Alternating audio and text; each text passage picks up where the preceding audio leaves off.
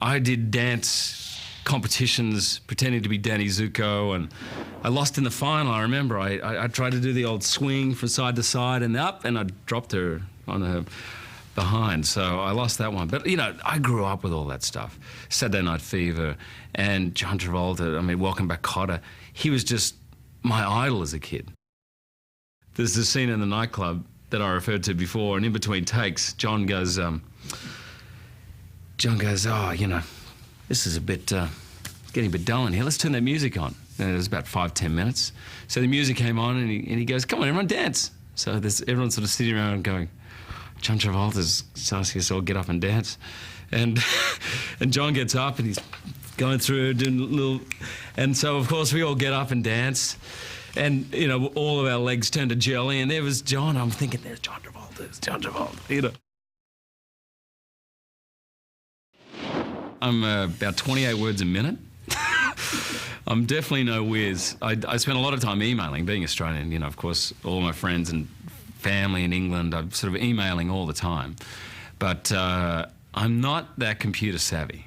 I don't know, I'm not bad at the old Space Invaders and Gallagher and things like that, but and Sony PlayStation 2 I've been getting into, but basically the world of Stanley is completely foreign to me. And I do have to catch up with the Joneses here, and I do have to catch up with the 21st century and learn my computer, because I'm way behind on all that.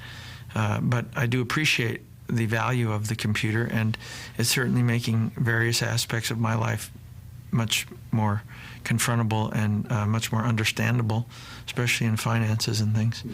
And access to what's going on in one's life and other people's life is also quite valuable with the computer age.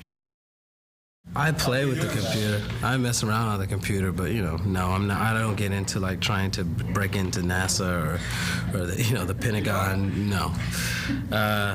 My daughter's, you know, becoming much more adept at it than we are. But it's, for me, it's still kind of that thing that, you know, I use it as a word processor more than anything else. A funny story is one day the three of us were on the set, John, Hugh, myself, and we were spewing out all these computer words, right? And I'm thinking in my mind, oh my God, I'm the biggest idiot. I don't even know what I'm saying. And I thought, surely they know what they're saying. So finally at the end of the scene, I said, you know what? I don't even know what I'm saying. Do you guys understand this stuff? And they're like, oh God, no, we don't even know what we're saying. We're just saying it. And I thought, well, good, I'm not the only one that like is clueless, because the level of understanding and knowledge of these characters, I mean, is way above the average Joe. So, but in my real life, you know, I email, I'm on different sites all the time. You know, I'm able to, you know, do my business on there. And so I feel good.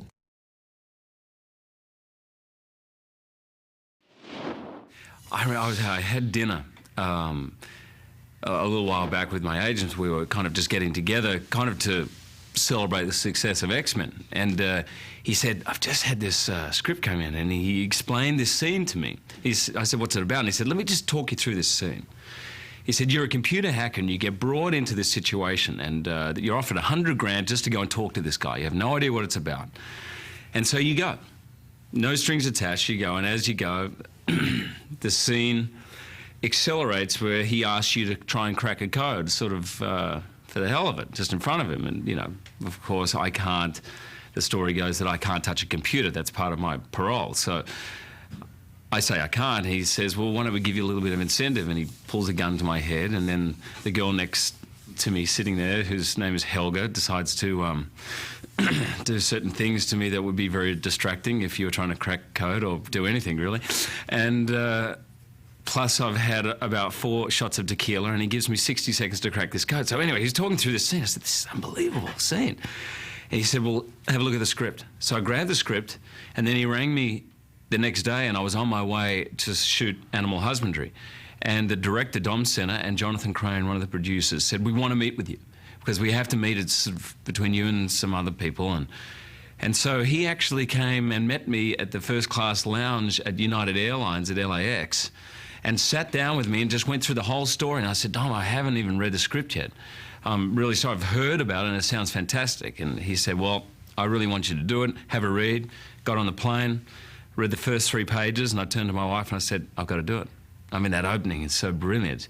And that was it. That's how it came about. It happened so fast. So it was kind of refreshing because at the time I was reading a lot of scripts and was getting offered some things and I was humming and ahhing about it. And the moment I read this one, I was like, yep. Here's a funny story. This scene, I talked about with Joel Silver, our producer, and I was nervous about it. And he said, okay, I'm going to close the set. You'll do it real quick. We got it all down to a science. Take your top off, bam, bam, bam. It'll be done. I had to do it 3 times. 3 days, not 3 times. 3 days I shot this scene. The first day, they only got the wide shot because it started pouring raining. The second day, they only got Hugh's close-up because he wanted to start first to give me time to warm up. It started to rain again. I had to come out and do it the 3rd day, and they finally got my close-up. So the scene that scared me to death, I ended up, by the 3rd day, I was like, okay, whatever, let's go, let's shoot. I was so over it that I think that will help the scene, my energy that day.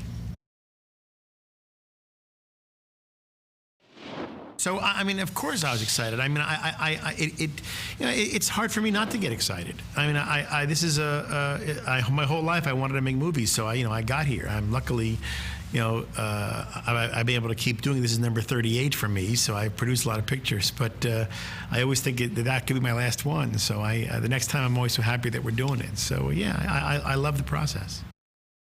Now, Joel Silver, of course, is a very famous producer for action films, Lethal Weapon and Matrix and other types of films like that. So he's famous for promoting his films in a very unique way.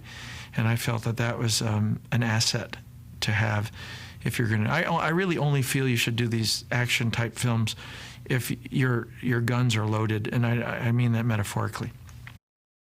Being not from Hollywood, I pictured him to be complete Hollywood. Whatever that is. I expected the convertible Porsche to pull up and all this. And when I came on set, there was one looming black trailer. And I said, who's that trailer? And I said, that's Joel's. He owns that. And I thought, oh, this is all fitting in. When I met Joel, he's really relaxed. He was like wearing a leisure suit. He was like coming and he just came straight up. He goes, hi, Howard, now let's talk about... I'm not doing his impersonation now. But he said, what are you going to do, an American accent? Do an Australian. I don't care. I worked with Mel, and, it doesn't matter if it's Australian or whatever you want to do. And I said, no, I want to do American. It's important for his past. And he said, and he looked at me and he goes, okay then, good. There's a lot of action, and I think that look, we've all been guilty, probably me more so than others, of making just kind of, cheesy action movies where, a lot of gunshots and car chases and explosions and fistfights. I can't say I hate those movies. I mean, I like them. I've made a lot of movies like that. But I think we got to bring more to the table. And I think that what we did in Swordfish is we did that. I don't know if immediately I know it's right for me, but I may know immediately that aspects of that character are right for me.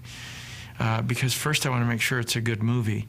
Because there's a few movies I've done, like General's Daughter and Face Off and Get Shorty, where I knew I could do the character, but I wanted to work on the script to make it a great movie first, and then I would add my flair, or whatever you want to call it, to the part. Secondly, I knew Michael immediately, I knew Phenomenon immediately, and the rest I think I had to work up to, meaning, how would I do this part? Okay, now, if I changed this, then maybe I could do that with this, and then I kind of worked on it and that was one of this here. I mean, the opening speech in this movie where I'm sitting at a Starbucks-like coffee center, and I'm pontificating about movies, and in particular, Dog Day Afternoon, that I knew I loved immediately. It was the rest of the movie that I had to kind of work into the same concept as that to make it all work for me.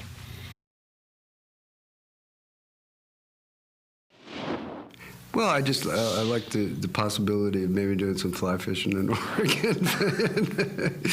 I wasn't, And also, I mean, I like the notion of playing just a flat-out corrupt senator, you know. That also appealed to me a little bit. But yeah, the fishing was definitely a perk. Well, unless you fly fished, it's ridiculous to talk about, I think, you know. I mean, it does from the outside seem a little silly, you know, like golf might if you don't play it, you know. I mean, I can see, like, if you'd never done it, that it would look ridiculous because it's the, you know, the costume and the vest and the hat and all. You don't necessarily have to wear all that, you know. You can go with a T-shirt and a pair of jeans, but, you know, I mean, it's usually seen as this sort of esoteric, very precious sort of thing, but it's actually it's pretty simple. I think it's a lot simpler than the mystique surrounding it, you know. It's been made to seem like a very esoteric art. Yeah, there's a very definite rhythm, and there's it's just amazing. It's just great to stand in a river, I'll tell you, and even if you don't catch anything.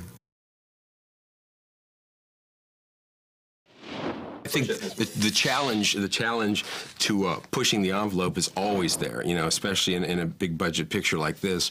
You know, when you read Car Chase, you know, or Shootout, and you go, oh, I just did that in my last movie, you know, and a lot of people have done it very well in the past. You have to look at it and say, what can I bring to the party? You know, how do I put a spin on this? How do I deal with it differently? You know, what's my perspective on it, you know? So yeah, I think each of those sequences, again, going back from the very first action beat in the movie when it says kaboom, that, you know, my take on when this woman actually explodes, the hostage explodes, that you see it from in the perspective of everyone involved in that moment. So it happens in a second, but it takes 30 seconds to go around and see it. I thought it was a good sort of way to sort of kick it off. And then you do that each time. There's a foot chase, you know, and he goes, oh, foot chase, and you go, okay. I've seen Eddie Murphy, you know, run down the hallways and up the staircases and onto the roof, and, you know, and you've seen so many foot chases. How do we do something different there? And I think it was sort of an interesting answer to that one, the sort of, you know, the foot chase becomes this tumble down this hillside, you know, and I thought that was sort of interesting. The car chase, I think, has its own sort of unique spin on it, and I think Travolta comes off very well in that, you know.